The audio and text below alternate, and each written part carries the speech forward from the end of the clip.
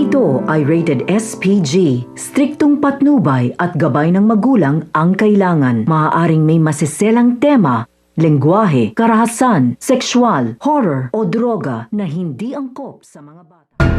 Ngayong natuto na ng mga tao sa Kamaynilaan ay sila nga ay nagsanip-sanip puwersa upang sa gayon nga ay mapabagsak na nga ang mga giyero at mapatalsik na nga ito sa mga posisyon nga nito dahil na nga rin sa mga katiwaliang ginagawa nga ng mga ito, pati na nga rin ang mga inosenteng taong pinapaslang ng mga ito. Kaya naman dahil dito ay nangangamba na nga ito si Jackie na mapaalis nga sila sa pwesto. Ngunit giniit naman nga nito ni Roberto na gagawa siya ng paraan upang sa gayon manumbalik nga ang mga tao sa kanila. Sa kabilang banda naman nga ay magkakasama na nga ito sila Marites at sila Tanggol. Ngunit nagpunta ito si Pongay upang balaan sila.